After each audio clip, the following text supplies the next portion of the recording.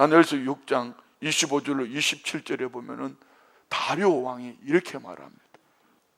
이에 다리오 왕이 온 땅에 있는 모든 백성과 나라들과 언어가 다른 모든 사람들에게 조서를 내려대. 자 보세요. 다리오 왕이 온 땅이라 했습니다. 모든 백성이라 했습니다. 나라들이라 했습니다. 언어가 다른 모든 사람들에게, 세계 열방에 보냈다는 겁니다. 내가 이제 조서를 내리노라. 내 나라 관할 아래에 있는 사람들은 다 다니엘의 하나님 앞에서 떨며 두려워할지니. 자, 첫째로 그는 살아계시는 하나님이시요, 두 번째 영원히 변하지 않으실 이시며, 세 번째 그의 나라는 멸망하지 않을 것이요, 네 번째 그의 권세는 무궁할 것이며, 다섯 번째 그는 구원도 하시며 건져내기도 하심이, 여섯째 하늘에서든지 땅에서든지 이적과 기술을 행하시는 이로써 다니엘을 구원하여 사자의 입에서 벗어나게 하셨음이라 하였다. 다니엘은 10대의 포로로 잡혀와서 아무런 소망 없이 살아야 될 사람이었습니다. 그러나 지금 80대가 된 다니엘로 말미암아 세계 열방을 품는 최대의 강대국 페르시아 다리오 왕이 하나님을 찬양합니다. 이는 다니엘이 삶으로 하나님을 충성스럽게 믿고 삶으로 살아내었기 때문입니다. 모든 것이 하나님의 은혜였지만 다니엘을 보면서 이렇게 살아가는 사람도 있구나. 나도, 우리 자녀들도 이렇게 살아갈 수 있도록 선한 영향을 끼치며 살아야 되겠구나, 한번 생각을 해봅니다. 우리가 주님의 손 위에 내 삶을 올려드리면은, 하나님 말씀 위에 내 삶을 올려드리면은 누구든지 우리 모두에게도 이런 반전 드라마의 다니엘과 같은 그런 주인공이 될 줄 믿습니다. 다니엘의 삶을 통해서 하나님은 어떻게 역사하셨는가? 첫 번째는요, 다니엘은 일상에서 하나님 앞에 원칙을 세운 믿음의 사람이었습니다. 이스라엘 백성이 바벨론의 포로로 잡혀갔을 때 왕족 출신, 귀족 출신 중에 뛰어난 소년들 몇 사람에게 교육을 시키는 가운데 왕의 진미를 줬다. 왕의 진미를 먹으며 훈련을 받게 할 때에 다니엘과 그 세 친구들도 함께 있었다는 것입니다. 그런데 그들은 왕이 주는 음식을 거부합니다. 다니엘은 뜻을 정하여 왕의 음식과 그가 마시는 포도주로 자기를 더럽히지 아니하리라 하고, 자기를 더럽히지 아니하도록 환관장에게 구하니 하나님이 다니엘로 하여금 환관장에게 은혜와 긍휼을 얻게 하시니. 그런데 어떻게 다니엘과 이 세 친구가 얼굴이 더 아름답고 더 건강하게 보이고 윤택하게 보였을까요?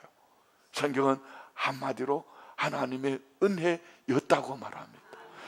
그는 삶의 자리에서 하나님 앞에 원칙, 뜻을 세우고 최선을 다했을 때에 그의 삶 속에 함께 하시는 성령 하나님이 그 가운데 역사하신 줄 믿습니다. 두 번째 보는 것은 다니엘은 일상에서 말씀이 중심되는 경건과 도덕성이 있는 하나님의 사람이었습니다. 오늘 보면 4절 말씀 봅시다. 이에 총리들과 고관들이 국사에 대하여 다니엘을 고발할 근거를 찾고자 하였으나 아무 근거, 아무 허물도 찾지 못하였으니 이는 그가 충성되어, 이게 뭐죠? 하나님 말씀 앞에 올인했다는 얘기입니다. 마음 중심이 말입니다. 하나님 말씀 앞에 성실했다는 것입니다. 아무리 털어도 먼저 안 나오니까 저거는 저의 신앙으로 묻는 방법밖에 없다. 그래서 다리오 왕에게, 왕이시오, 앞으로 30일 동안 왕 외에 다른 신에게나 사람에게 절하면은 사자굴수에 집어넣읍시다, 이렇게 한 법령을 만들어서 왕에게 간언을 한 것입니다. 그랬더니 이 다리오 왕은 그것도 모르고, 한번 봅시다. 그런즉 왕이 원하건대 검령을 세우시고 그 조서에 왕의 도장을 찍어 메대와 바사에 고치지 아니하는 것. 왕이 도장 찍어버리면 고칠 수가 없습니다. 규례를 따라 그것을 다시 고치지 못하게 하옵소서 하며, 다 같이 시작. 이에 다리오 왕이 조서에 왕의 도장을 찍어 검령을 내니라. 얘는 빼도 박도 못하는 거예요. 여러분 같으면 이쯤 되었으면 어떻게 하시겠습니까? 그런데 다니엘은 이름 죽음의 위기 앞에 어떻게 반응했을까? 10절 말씀 봅시다. 다니엘이 이 조수에 왕의 도장이 찍힌 것을 알고도 자기 집에 돌아가서는 윗방에 올라가 예루살렘으로 향한 창문을 열고 전에 하던 대로 하루 3번씩 무릎을 꿇고 기도하며 그의 하나님께 감사하였더라. 자, 오늘 이 10절 말씀 속에 여러분이 생각할 때 제일 중요한 단어가 어떤 단어라고 생각합니까? 전에 하던 대로입니다. 지금 80대 할아버지요, 10대 소년의 때 세웠던 그 원칙을 가지고 지금 사자굴, 내가 예루살렘을 향하여 창문을 열고 하나님 앞에 기도하면은 사자굴 속에 들어감을 알매도 불구하고 전에 하던 대로 예루살렘을 향한 문을 열고 하루에 3번씩 기도하며 그의 하나님께 감사했다. 목숨 내놓은 겁니다. 자, 여러분, 이렇게 자신이 사자밥이 될 것을 알면서도 할 수 있었던 그의 삶의 근거는 무엇일까요? 하나님의 말씀 때문입니다. 다니엘서 9장 1절로 3절 말씀 봅시다. 메대 족속 아하수에루의 아들 다리오가 갈대아 나라 왕으로 시험을 받던 첫 해 곧 통치 원년에 나 다니엘이 책을 통하여, 무슨 책이죠? 성경책입니다. 통하여 여호와께서 말씀으로 선지자 예레미야에게 알려주신 그 연수를 깨달았나니 곧 예루살렘의 황폐함이 70년 만에 그치리라. 지금 몇 년 됐어요? 다니엘이 포로로 잡혀고 몇 년 됐어요? 70년 됐어요. 10대에 잡혀와서 80대거든. 다리오 왕 원년에 책을 펼쳐 읽는데 예레미야의 말씀에 그 연수를 깨달았는데 예루살렘의 황폐함이 70년 만에 그치리라. 70년 때가 됐다. 그러면 이 사자굴은 전화위복이다. 하나님은 뒤집기의 명수다. 아멘도 안 하는데 알았어 하세요.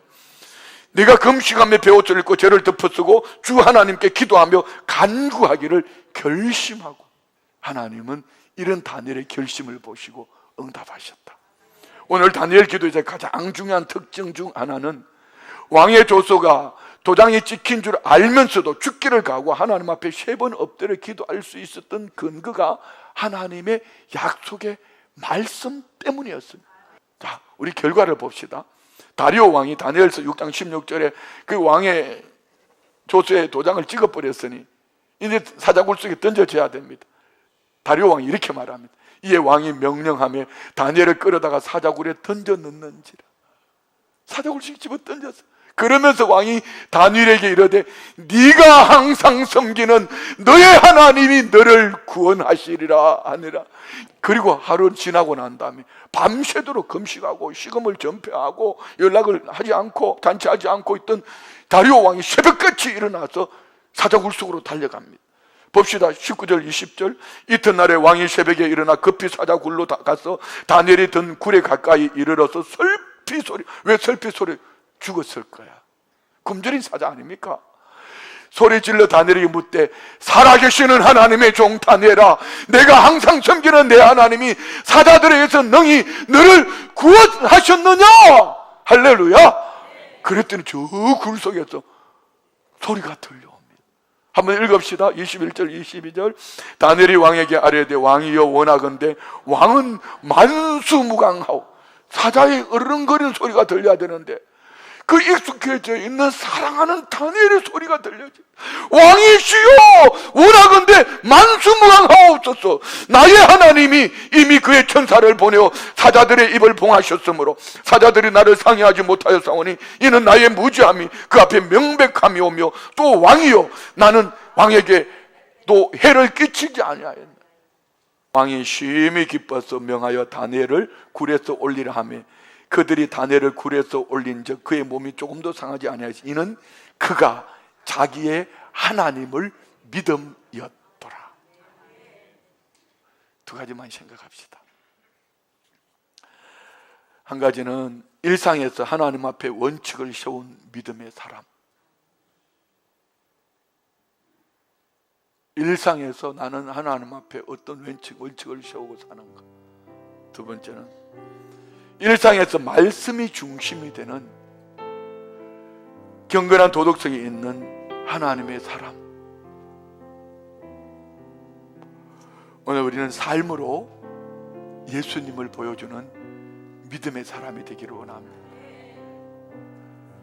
결국 이 말씀은요, 다니엘의 위대한 신앙을 얘기하는 것이 아니라 하나님이 교회에 가셨던 70년 바벨론 포로의 때가 차면 10대의 소년에 포로 잡혀갔던 다니엘이 70년 세월 속에 일상의 원칙을 세우고 말씀 중심에서 살아가던 어느 날, 그 말씀 안에 발견되어진 은혜 앞에 목숨을 걸었을 때, 이 다리오 왕이, 어떤 신학자들은 이가 고레스라고 얘기합니다.